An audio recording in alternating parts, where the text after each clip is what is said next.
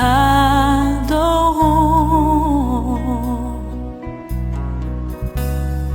Père, nous t'adorons.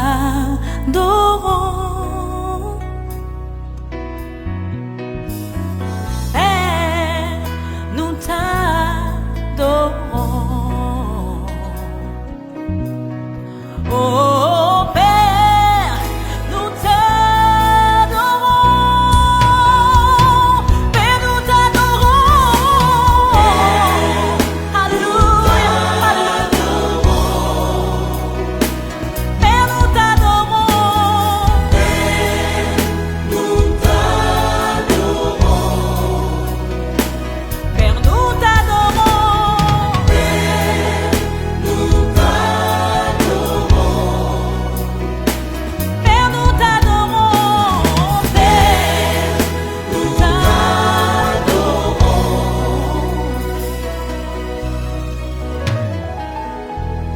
Tu es le roi des rois. Oh, oh, tu es le Seigneur des seigneurs.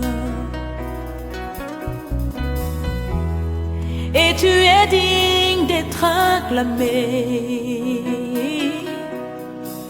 Oh Jésus, nous t'acclamons, nous t'acclamons.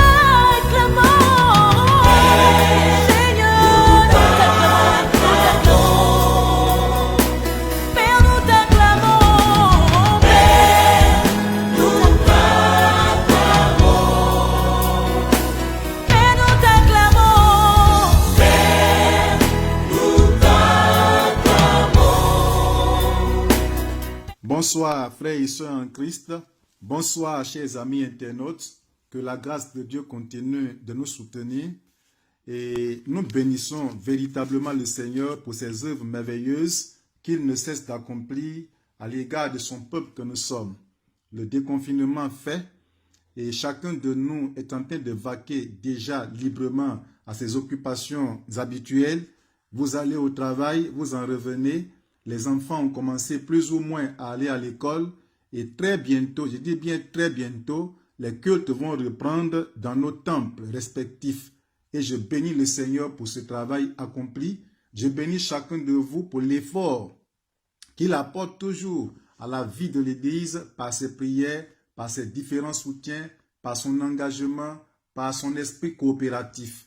Que la grâce de Dieu repose pleinement sur la vie de chacun de vous. Et je voudrais également vous souhaiter une très bonne fête de Pentecôte. La Pentecôte étant la fête du Saint-Esprit. Vous savez que c'est au jour de la Pentecôte, à Jérusalem, que l'Esprit de Dieu est descendu sur les disciples qui étaient dans la chambre haute pour les remplir et les galvaniser. Et ils ont été vraiment revêtus de la puissance de Dieu et ils ont commencé ensuite à accomplir parfaitement la mission divine que le Seigneur leur a confiée. Je crois que l'Église a démarré, elle a décollé véritablement le jour de la Pentecôte. Et des miracles ont été opérés plus tard. Des conversions se sont multipliées et l'Église de Jésus-Christ a eu sa raison d'être. Alors, bonne fête de Pentecôte, que la grâce de Dieu repose pleinement sur vous. Je crois que le thème que nous allons étudier dans la semaine, cette semaine, la semaine prochaine, elle vient vraiment à point nommé. Parce que nous sommes dans la semaine de Pentecôte en même temps. Et l'étude vient à point nommé car nous allons parler des dons spirituels. Oui, des dons spirituels. Les 2 semaines précédentes, nous avons parlé du caractère de Dieu, qui est un élément très important, un élément fondamental que nous devons avoir impérativement pour aller au ciel. Sans le caractère de Dieu, nul ne peut aller au ciel. Sans le caractère de Dieu, nous ne pouvons pas impacter le monde. Sans le caractère de Dieu, nous ne pouvons pas sauver des âmes. Dans le cas contraire, quelqu'un qui n'a pas le caractère de Dieu peut inviter des âmes à l'église, mais son mauvais caractère les fera repartir. Quelqu'un qui n'a pas le caractère de Dieu peut même être élevé à un certain niveau de la société, au niveau du service, même au niveau de son foyer. Mais n'ayant pas le caractère de Dieu, tu descendras à un moment donné au pied de l'échelle parce que il faut se maintenir au sommet grâce au caractère de Dieu que nous avons cité dans Galates 5, verset 22. Et aujourd'hui, nous parlerons plus, par la grâce de Dieu, des dons spirituels. Et il y a vraiment une différence entre le caractère de Dieu, qui est le fruit de l'esprit, et les dons spirituels qui sont pour ma part des dons que Dieu nous donne pour que nous soyons plus en activité dans son Église et sur le terrain dans le monde entier. En effet, les dons spirituels étant l'activité de Dieu à travers son Église, il convient, je dis bien il convient d'en étudier les différents groupes dans leurs manifestations afin de les exercer avec discipline et ordre.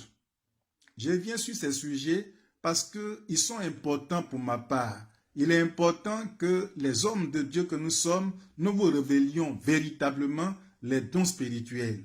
Parce que l'ignorance de ces enseignements amène aujourd'hui plusieurs fidèles, plusieurs chrétiens, plusieurs églises à vivre dans un désordre total. Les dons se manifestent au milieu d'elles, où des chrétiens manifestent des dons spirituels, mais de façon désordonnée. Tout est désorganisé. Et quelquefois même, on a l'impression que ce n'est même plus Dieu qui est là, mais des démons qui se manifestent par des fausses prophéties, des fausses révélations, des déviations doctrinales. Mais avant de parler des dons spirituels, je voudrais que nous définissions d'abord qu'est-ce qu'un don spirituel. C'est très important, on en parlera, mais il faut d'abord le définir. Qu'est-ce que c'est qu'un don spirituel? Donc au premier point, c'est les dons que nous allons définir, le don que nous allons définir. Pour bien saisir le sens du don spirituel, il revient tout d'abord de révéler la différence qui existe entre celui-ci et le don naturel appelé talent. Alors, le talent ici, c'est un don naturel reçu de Dieu. C'est une potentialité à exercer, à exceller dans un domaine d'activité. Il n'est pas spirituel. Et il a pour but de diversifier les qualifications entre les individus. Je dis bien qu'il a pour but de diversifier les qualifications entre les individus. Toute personne, qu'elle croit en Dieu ou non, a des qualités. Toute personne, qu'elle croit en Dieu ou non, a des talents naturels innés génétiquement ou acquis par apprentissage dans son entourage. Donc, on peut naître bel et bien avec des qualités, on peut naître avec des talents, on peut également les avoir par apprentissage dans notre entourage. Vous savez, le monde peut nous impacter. Lorsqu'on vit avec des musiciens, on peut devenir aussi musicien.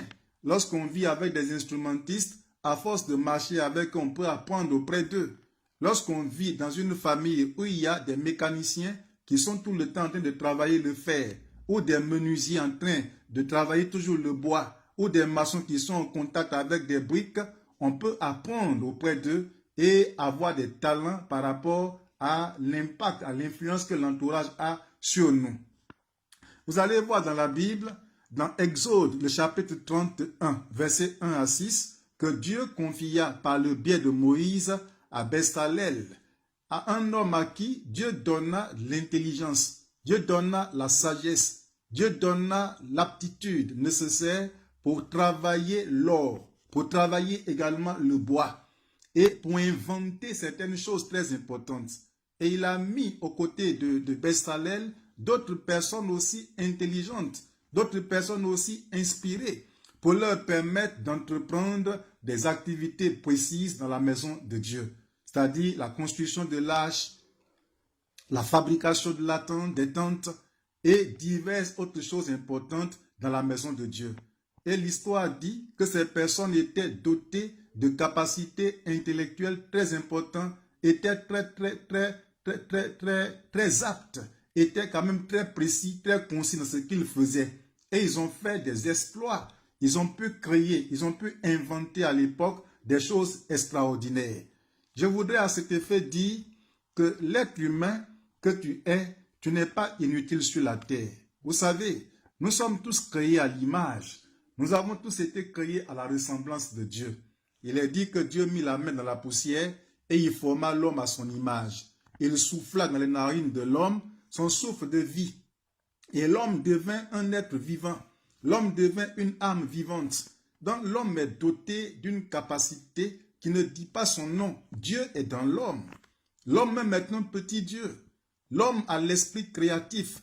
L'homme est très sage. L'homme peut transformer son environnement. L'homme peut créer, il peut emmener à l'existence ce qui n'existe pas. Donc, personne n'est inutile sur la terre. Mais malheureusement, il y a des gens qui vivent avec des talents énormes, qui sont enfouis en eux. Mais ils n'arrivent pas à les découvrir. Ils n'arrivent pas à les connaître. Et finalement, ils vivent, ils grandissent, ils vieillissent et ils vont dans la tombe avec tous les talents sans rien réaliser sur la terre, sans impacter une seule personne sur la terre. Bien-aimé, sache que Dieu t'a donné un talent ou des talents très importants. Et je dirais ce soir, dans cette étude, que Dieu a donné au lion le rugissement pour sa défense. Le même Dieu a donné au guépard la rapidité dans la course. Dieu a également donné à l'homme le cerveau pour la créativité. Dieu n'a pas créé de table, mais Dieu a créé des arbres. Donc à l'homme d'aller dans la forêt, de couper des arbres pour faire des tables, pour faire des chaises, pour faire des portes, pour même fabriquer des plafonds, faire des contreplaqués. Mais Dieu n'a pas dit à l'homme, voici des contreplaqués, voici des tables que j'ai créées, voici des fers qui sont là, utilise-les. Mais Dieu a créé simplement des arbres. Et Dieu l'a fait parce que Dieu savait très bien que dans l'homme, dans le cerveau de l'homme, il a mis de l'intelligence, il a mis de la créativité.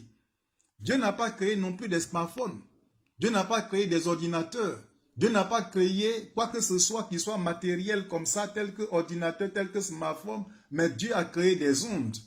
Et pour que l'homme puisse explorer les ondes, pour que l'homme puisse lui-même, là, par sa créativité, envoyer des satellites partout dans le ciel. Dieu n'a pas créé non plus d'ampoules électriques, mais Dieu a créé l'eau. Vous allez voir un peu dans l'histoire des hommes, Thomas Edison, qui a été à l'école pendant combien de temps? Il n'a fait que 3 mois à l'école. Et même son enseignant l'a recommandé, l'a fait retourner à la maison chez sa mère avec une lettre de recommandation en disant que cet enfant-là, il n'est pas normal, il est attardé, il ne peut pas réussir dans la vie. Et lorsque sa mère a ouvert l'enveloppe, qu'elle a vu ce que le maître a écrit, il a demandé à sa mère, mais mère, qu'est-ce que le maître a dit? Et sa mère a parlé positivement à son enfant, parce qu'elle connaissait son enfant quelque part. Elle s'est dit que mon enfant réussira certainement, mon enfant deviendra un grand homme. Et elle va dire à son enfant, le maître dit que tu es un génie.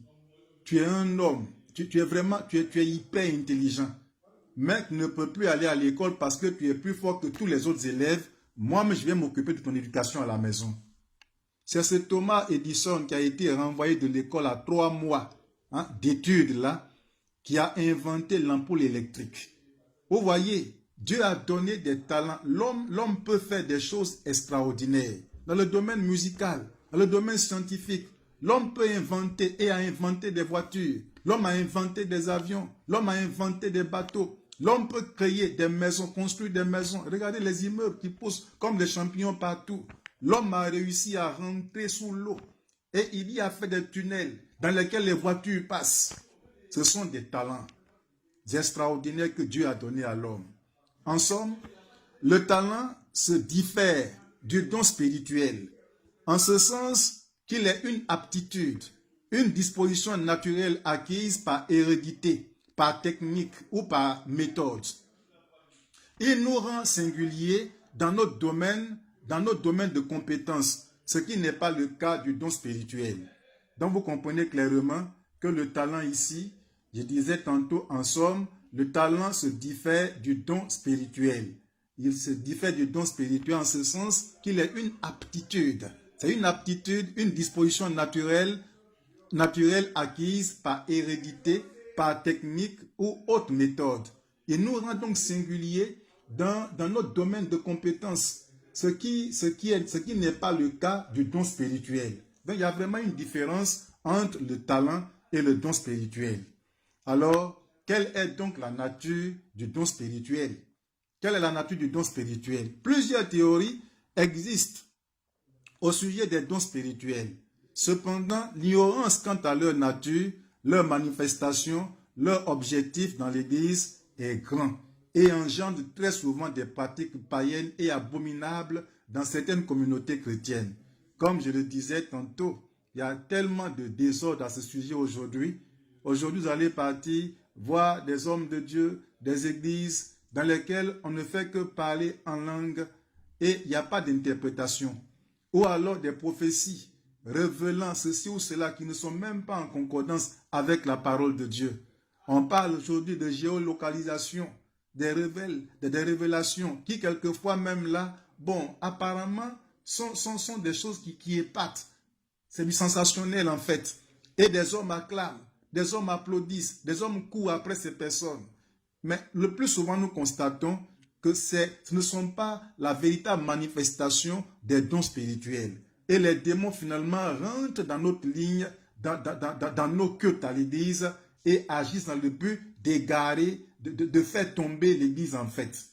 Donc comprenez ces choses bien aimées. Et la Bible dit, dans 1 Corinthiens 12, versets 1 à 7, que je lis, je vais paraphraser certainement, pour ce qui concerne les dons spirituels, je ne veux pas, frères, que vous soyez dans l'ignorance. Vous savez que lorsque vous étiez païens, vous vous laissiez entraîner vers des idoles muettes, selon que vous étiez conduits. C'est pourquoi je vous déclare que nul, s'il parle par l'Esprit de Dieu, ne dit Jésus est anathème. Il ne faut pas dire que Jésus est maudit. Et que nul ne peut dire Jésus est le Seigneur, si ce n'est pas le Saint-Esprit. Et la Bible dit qu'il y a diversité de dons, mais le même Esprit, diversité de ministères, mais le même Seigneur, diversité d'opérations, mais le même Dieu qui opère tout en tous. Or, à chacun, la manifestation de l'Esprit est donnée pour l'utilité commune. Donc, à chacun, la manifestation de l'Esprit est donnée pour que la présence de Dieu soit vraiment utile à toute la communauté. Donc, c'est pour faire du bien à tout le monde que le Saint-Esprit nous envoie des dons spirituels. C'est pour édifier le corps de Christ. C'est pour organiser le corps de Christ. C'est pour révéler la gloire dans le corps de Christ. C'est pour aider les chrétiens. C'est pour nous aider à révéler des choses qui sont cachées, guérir des cœurs, guérir des corps, restaurer le peuple, orienter le peuple de Dieu. C'est pour l'utilité commune. Au regard de ce qui précède, le don spirituel est une capacité qui nous est donnée par le Saint-Esprit afin d'accomplir la volonté de Dieu. Je disais, au regard de ce qui précède, le don spirituel est une capacité qui nous est donnée par le Saint-Esprit afin d'accomplir la volonté de Dieu. En effet, le don vient du mot grec charismaki, qui signifie don de grâce. C'est une habileté spirituelle donnée aux chrétiens. Je dis bien que c'est une habileté donnée aux chrétiens. Dans 1 Corinthiens 12, verset 7, vous allez lire ce passage. Donné aux chrétiens et dans le but pour faire quoi? Dans le but d'œuvrer. C'est pour œuvrer pour le Seigneur. Donc, l'habileté spirituelle est donnée aux chrétiens pour œuvrer pour le Seigneur. On reçoit le caractère de Dieu pour une vie chrétienne normale, une vie de sainteté, une vie de pureté, une vie de consécration, une vie avec une conscience irréprochable, irrépréhensible. Donc, on a le caractère de Dieu pour nous permettre d'aller au ciel. Et le caractère de Dieu en nous peut même impacter notre entourage. Parce que des gens diront, ah, ce frère, ou bien ce monsieur était ivrogne, il était colérique, cette femme était adultère, elle était méchante, elle était orgueilleuse. Mais aujourd'hui, depuis qu'elle va à l'église, ou depuis qu'il va à l'église, il y a un changement radical qui s'est produit en lui ou bien en elle. Ça, c'est le caractère de Dieu. Et des âmes peuvent se convertir par rapport à ça. Le don spirituel, par contre, on le reçoit comme un instrument. C'est une habileté spirituelle qui nous est donnée pour œuvrer pour le Seigneur. C'est une qualification accordée à l'enfant de Dieu en vue du perfectionnement des saints. Donc, il a bel et bien un objectif, il a bel et bien un but à atteindre. Donc, c'est une qualification spirituelle qui est donnée à l'enfant de Dieu pour lui permettre de perfectionner le corps de Christ. Les dons spirituels sont attribués aux croyants par le Saint-Esprit au moment où ils mettent leur foi en Christ pour le pardon de leurs péchés. Je répète, les dons spirituels sont attribués aux croyants par le Saint-Esprit au moment où ils mettent leur foi en Christ pour le pardon de leurs péchés. Lorsqu'on se donne à Christ, il faut parvenir absolument à une repentance sincère. Il faut libérer son cœur. Seigneur, j'étais dans l'ignorance, je ne te connaissais pas, j'étais loin de toi, c'est pourquoi je vivais dans le péché. Oh Dieu, pardonne-moi, libère mon cœur, déverse sur ma vie le sang de ton Fils Jésus. Et Dieu, par sa grâce, tourne ses regards favorables vers nous et nous sauve du péché, et nous sauve de la main de Satan, et nous pardonne de tous nos péchés. Et qu'est-ce que Dieu fait? Il nous accorde donc son Saint-Esprit.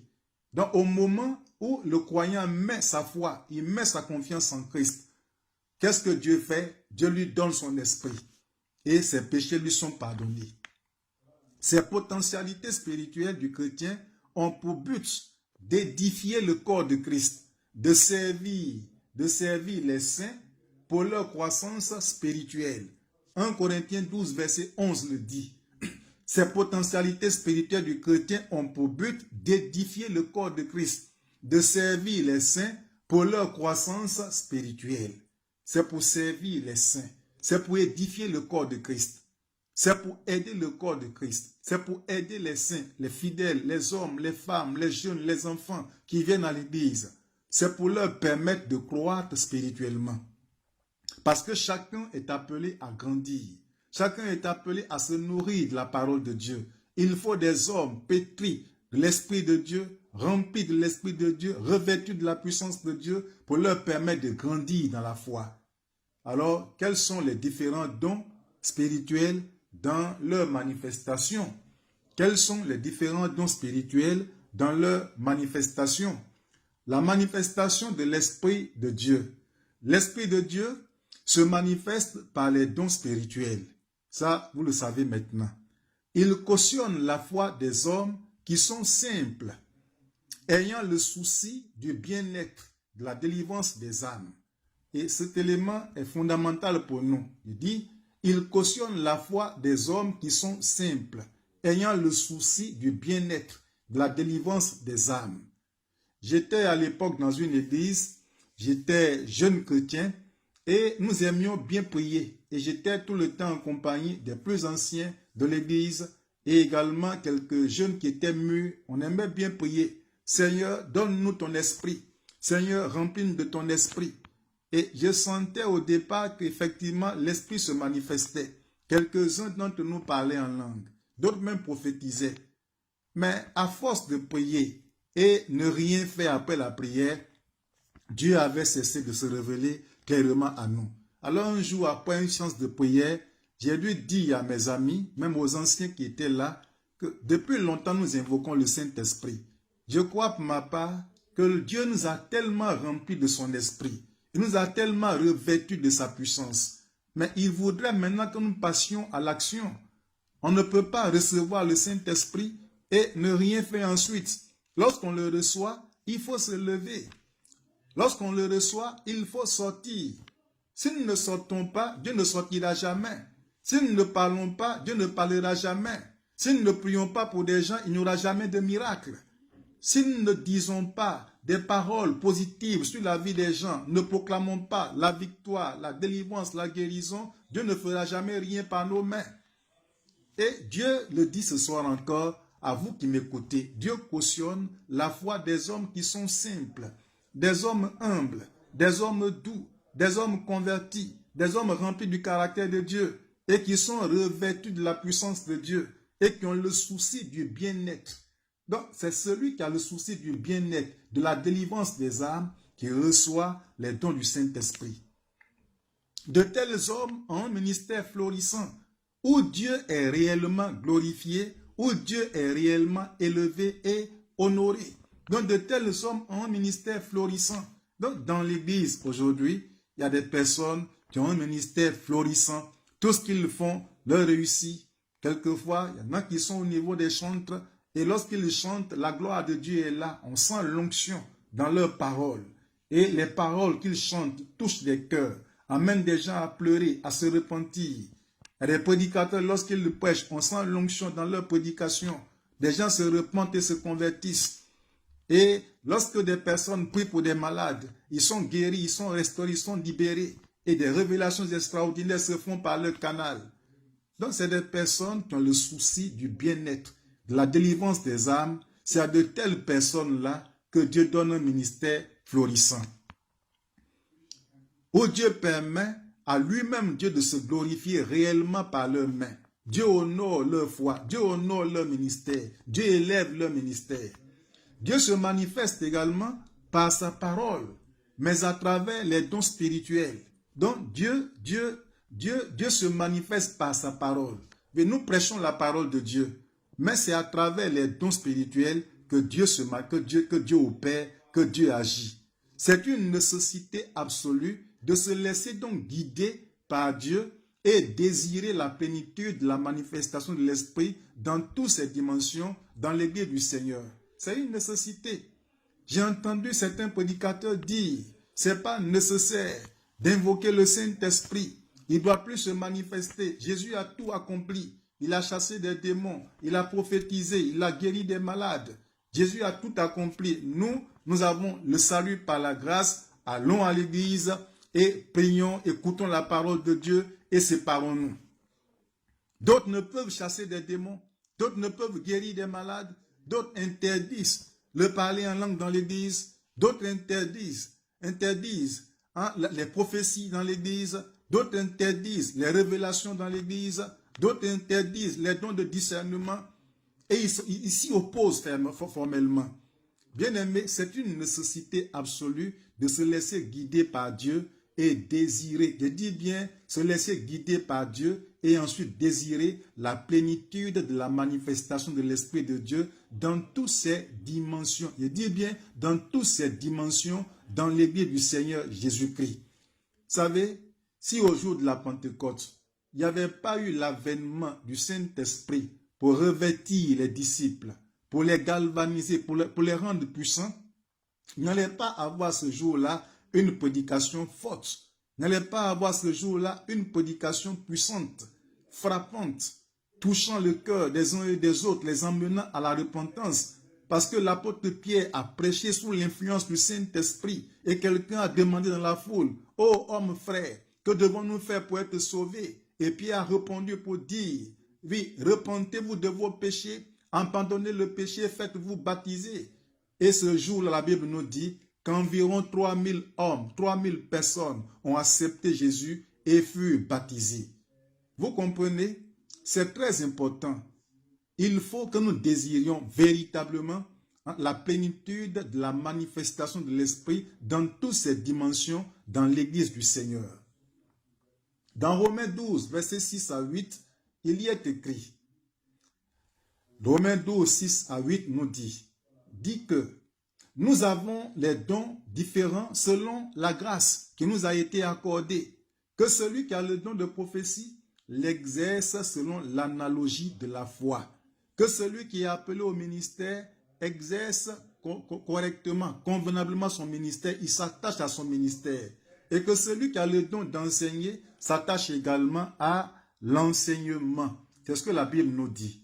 Donc Dieu nous permet d'avoir tout ce potentiel spirituel et son but, c'est que chacun non seulement aspire au don spirituel, mais lorsque tu le reçois, il faut t'attacher à ça, il faut l'entretenir, il faut t'accrocher à ça, il faut le manifester et il faut le faire selon l'analogie de la foi.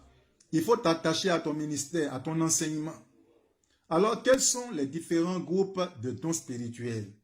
Les dons spirituels sont de Dieu. Ils relèvent également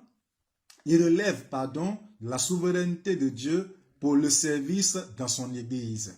Oui, les dons spirituels sont de Dieu. Ils relèvent de la souveraineté de Dieu pour le service dans son Église. Donc c'est dans l'Église du Seigneur que ces dons sont manifestés. C'est pour le service de Dieu dans son Église. Dans la vie du chrétien, ils sont le résultat de la grâce et de la plénitude du Saint-Esprit dans l'objectif premier de faire avancer le règne de Dieu parmi les hommes. Donc le Saint-Esprit, la manifestation de l'Esprit de Dieu parmi nous dans l'Église, nous permet de faire avancer le règne de Dieu parmi les hommes et nous facilite le travail. C'est pourquoi l'obtention de la puissance de Dieu a été une priorité pour Jésus. Il a dit à ses disciples, ne vous dispersez pas, allez à Jérusalem.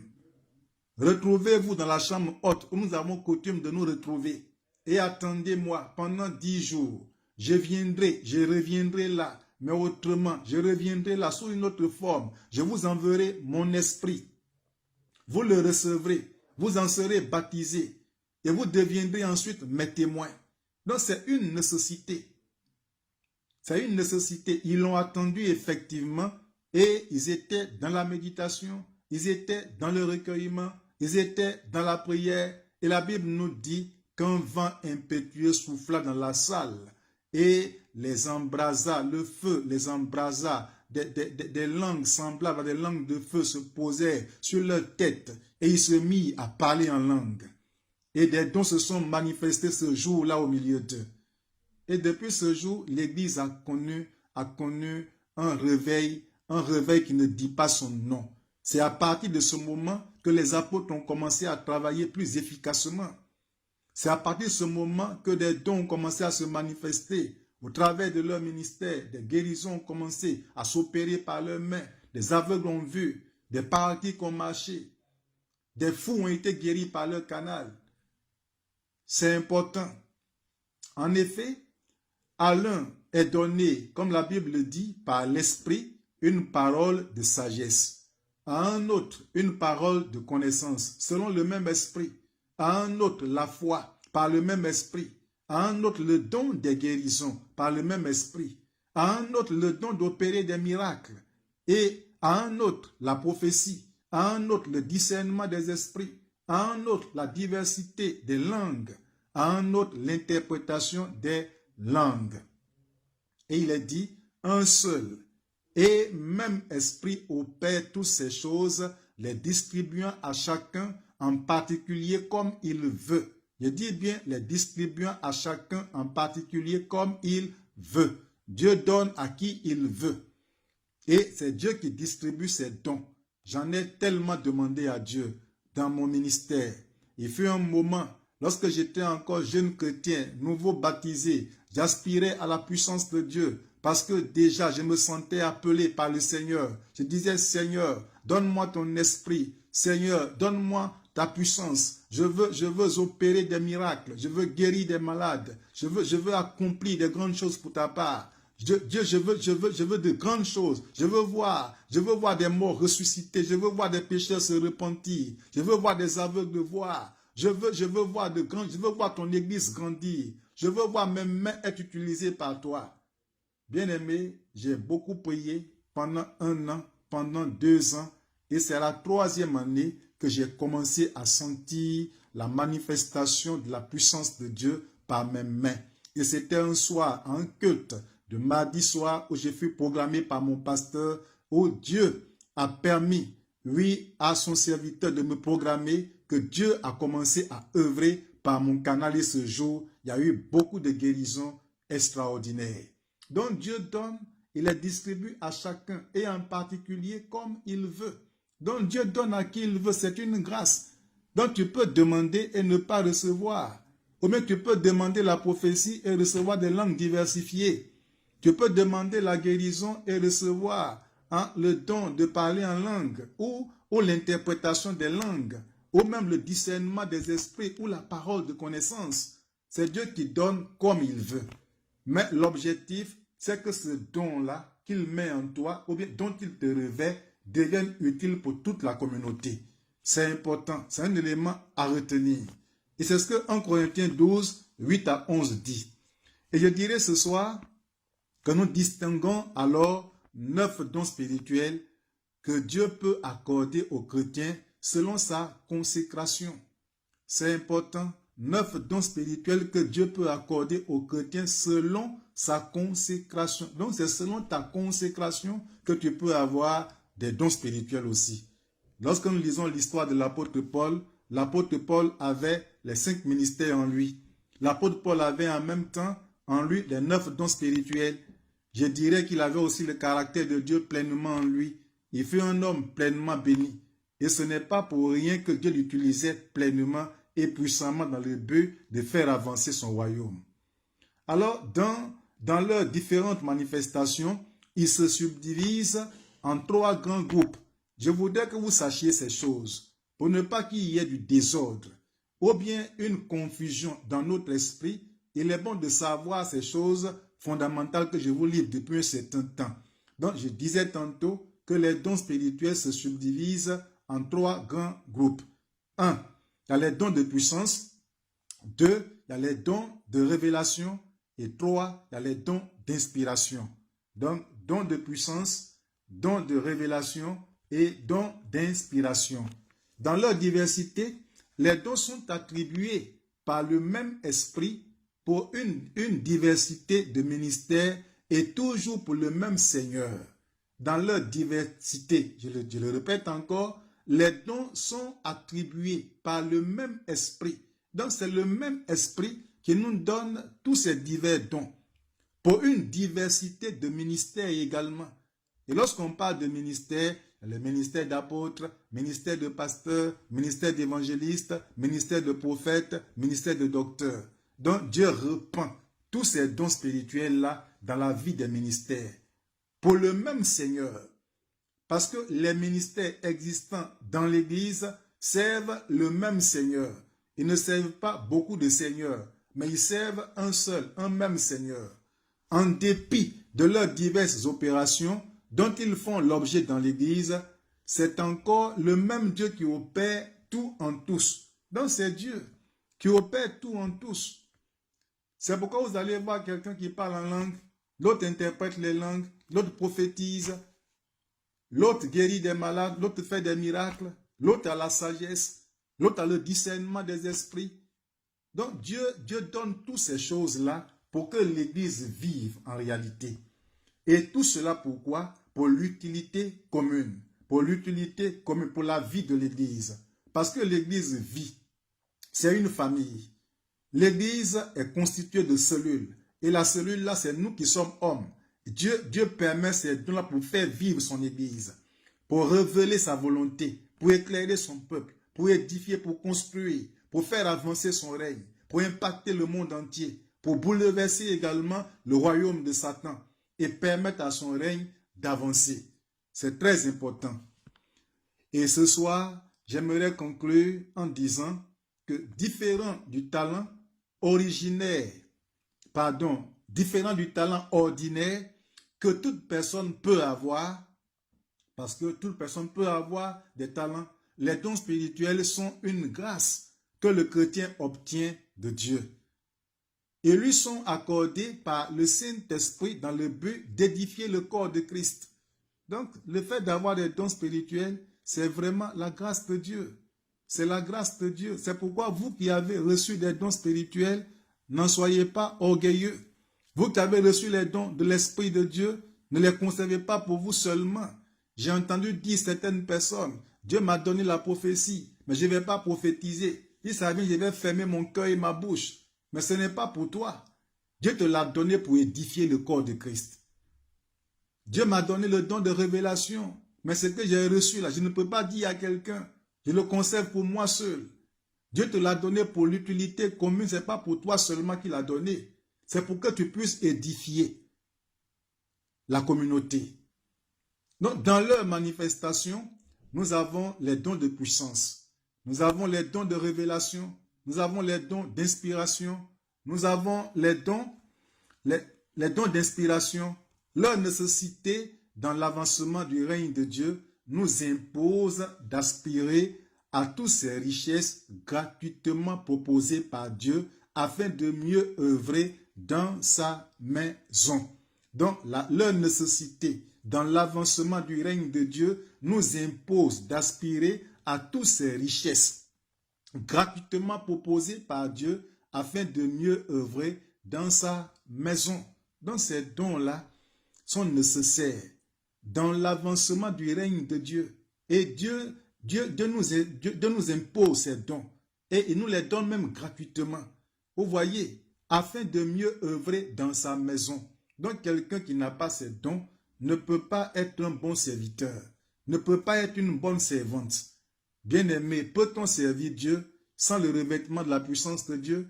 Peut-on servir Dieu sans les dons spirituels? Peut-on servir Dieu sans la sagesse? Peut-on servir Dieu sans la connaissance? Peut-on servir Dieu sans le discernement? Peut-on servir Dieu sans la puissance de Dieu? Peut-on gagner des âmes? Peut-on guérir des gens sans la puissance de Dieu? Et je disais tantôt que Dieu nous impose d'aspirer à toutes ces richesses gratuitement proposées par Dieu afin de mieux œuvrer dans sa maison. J'ai entendu plusieurs dire souvent, oui, j'ai peur d'avoir des dons spirituels. Si je les manifeste, qu'est-ce que les gens vont penser de moi? Si je prophétise à l'église et qu'il s'avérait qu'elle n'était pas une vraie prophétie, qu'est-ce que les gens vont penser de moi? Si je parle en langue et puis des gens me regardent bizarre dans l'église, qu'est-ce qu'ils vont penser de moi? Vous voyez, nous voulons servir Dieu, bien servir les hommes. Nous voulons marcher avec Dieu, faire avancer son royaume et écouter les hommes. C'est Dieu qui donne. C'est Dieu qui bénit. C'est Dieu qui oint. C'est Dieu qui inspire. C'est Dieu qui galvanise. Et si tu as reçu des dons spirituels pour les exercer dans le but de faire avancer le règne de Dieu, il faut les exercer librement. Et le Seigneur, dans sa puissance, sera toujours à tes côtés dans le but d'élever son Église et faire avancer son règne. Alors que le Seigneur nous bénisse. La prochaine étude, elle sera relative, elle portera sur la manifestation des dons de puissance. Parce que je voudrais expliquer tout ça pour nous permettre de mieux connaître la manifestation de la gloire de Dieu, pour que l'Église de Paris soit toujours dans une dimension puissante, une dimension élevée, connaissant mieux le Seigneur, connaissant mieux ses activités, sa façon d'opérer au milieu de nous pour faire avancer son règne par les mains de chacun de nous. Alors que la grâce de Dieu repose pleinement sur vous, que Dieu vous bénisse. Et à mardi prochain, votre serviteur, l'apôtre Sanko, nous allons prier comme nous avons coutume de faire. Vous allez fermer légèrement les yeux et nous allons prier ensemble. Et nous venons à peine de sortir de la Pentecôte et nous sommes encore dans la semaine de la Pentecôte. Hier, lundi étant un jour férié, aujourd'hui mardi, et mardi qui suit juste la Pentecôte, Dieu peut tout restaurer la vie des uns et des autres. C'est pourquoi la prière que je vais maintenant adresser à Dieu en votre faveur, elle est très importante. Certains, lorsqu'ils vont commencer à prier tout à l'heure avec moi, vont être touchés par l'Esprit de Dieu, vont être baptisés par la puissance de Dieu. D'autres, Dieu se révélera à vous cette nuit pendant que vous serez endormis. Et des ministères également qui dormaient en vous, des dons qui dormaient en vous, vont se réveiller par la puissance de Dieu et vont commencer à se manifester à travers vos mains, dans vos églises, dans les départements dans lesquels vous servez. C'est pourquoi je demande simplement que chacun lève les mains et je vais prier le Seigneur pour appeler la présence de Dieu, la puissance de Dieu sur vous maintenant. La gloire est à toi seul, Seigneur. Que l'élévation te revienne éternelle.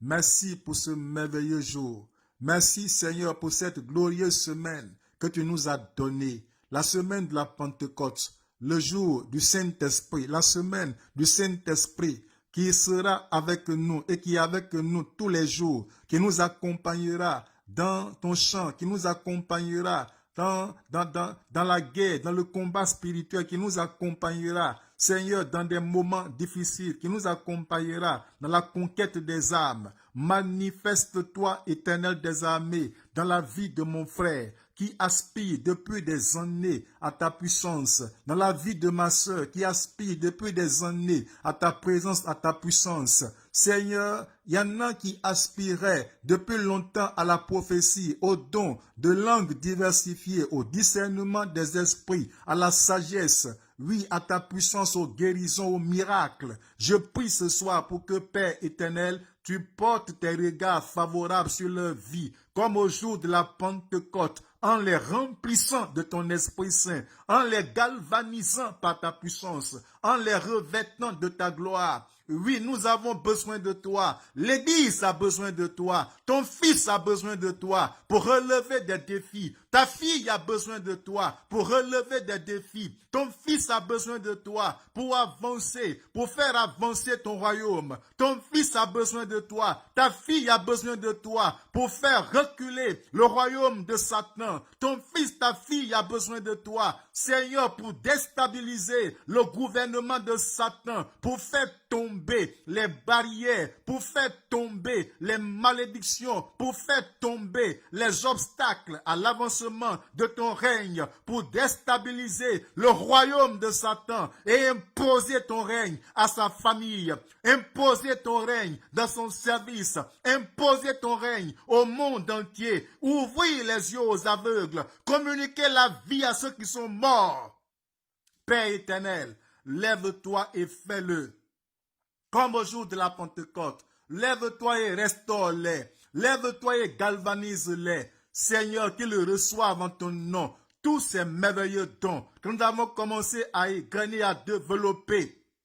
Qu'ils reçoivent ta puissance, qu'ils reçoivent des dons. Ceux qui avaient des dons spirituels, qui parlaient en langue, qui prophétisaient, qui avaient des révélations et qui à un moment donné, à cause de leur manque d'engagement, à cause de leur manque de prière, sont parvenus à les perdre. Seigneur, je les restaure maintenant au nom de Jésus. Je leur communique ta vie, je leur communique le revêtement, je leur communique ta puissance, je les relève de la poussière, je les fais sortir du tombeau, je réveille en eux ces dons spirituels, je réveille en eux ta puissance, je réveille en eux ce potentiel, je réveille en eux l'onction qui dort au nom de Jésus-Christ.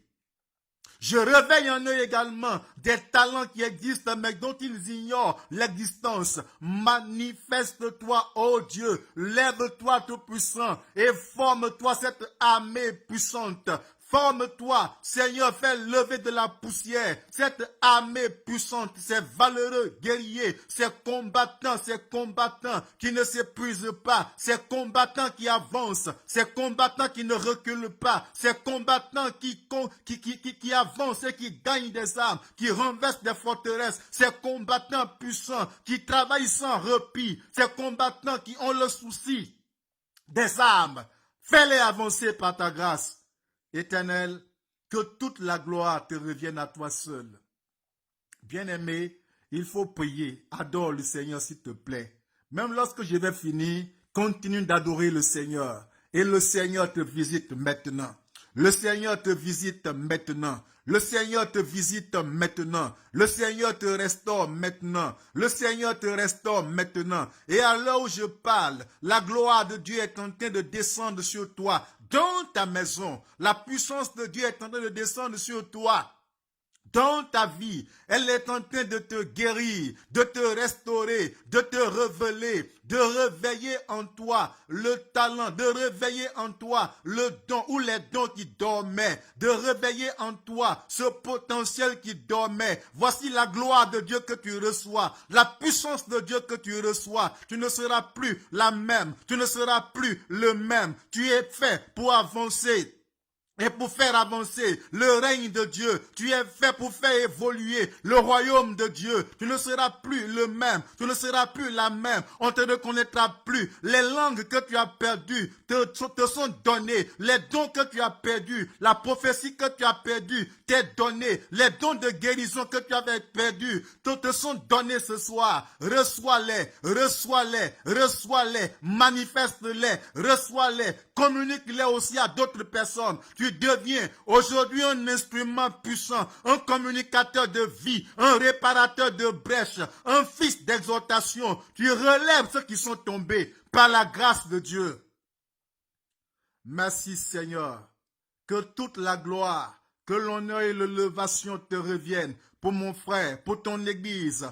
Oui Seigneur, pour ta fille. Merci Père, parce que une œuvre profonde, une œuvre grandiose a commencé dans la vie de mon frère, dans la vie de ma sœur. Seigneur, même son contact avec toi, sa façon de prier, tout change en ce moment précis. Tu lui donnes une certaine ferveur. Le feu de ton esprit embrasse maintenant sa vie. L'onction de ton esprit descend maintenant dans sa vie. Et ce changement de miracle se produit en lui. Et tu le propulses dans la vie chrétienne. Et tu l'emmènes au Tout-Puissant à remporter des victoires, des prix. Gloire à toi seul Éternel. Merci pour tout ce que tu fais. Merci pour tout ce que tu viens d'accomplir ce soir. Au nom de Jésus. Sois béni, sois élevé. Gloire à toi seul Adonai. Merci. Au nom de Jésus. Amen. Alors que Dieu vous bénisse. Et mon désir le plus ardent est que chacun parvienne à garder toutes ces paroles précieuses, ces révélations, et à vivre selon elles et à les mettre en pratique. Prenez du temps avec le Seigneur. Sortez de la routine. Priez. Approchez-vous du Seigneur. Criez à lui. Aspirez à ses dons. Vous les recevrez. J'en ai reçu. Je les manifeste. Vous les recevrez également et vous les manifesterez pour vous permettre d'être épanouis et de faire également avancer l'œuvre de Dieu.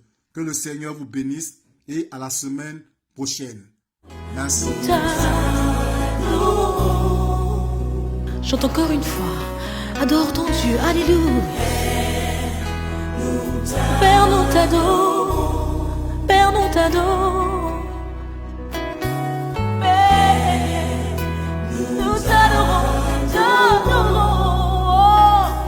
Et nous t'adorons. Père, nous t'adorons.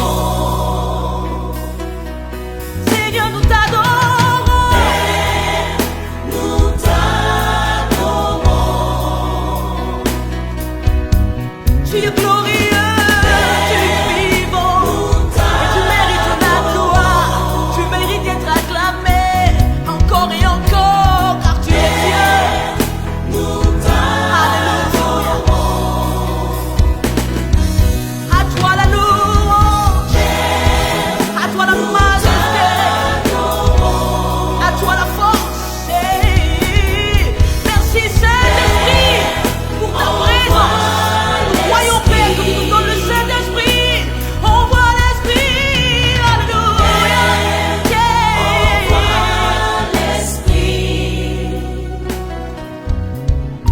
Chante avec moi. Père, voici ma vie. Oh ma vie. Ouh. Père, voici mon cœur. Voici mon cœur, Encore une fois. Père, voici mon cœur. Père, voici mon cœur. Oh, oh, oh. Père, touche-moi.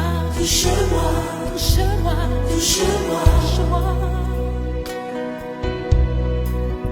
Père, visite-moi. visite-moi, Visite-moi. visite-moi, Visite-moi.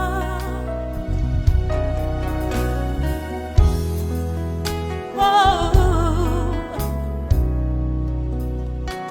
Père, touche-moi. Maintenant. maintenant, Maintenant. Hey. Je veux t'adorer, Père. Père, nous t'adorons, Père, nous t'adorons.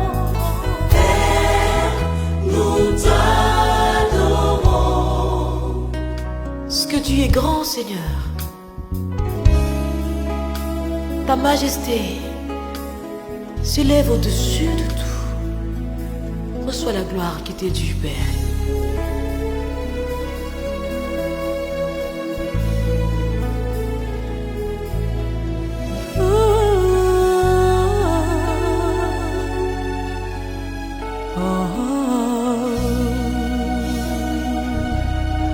Nous t'adorons, Seigneur.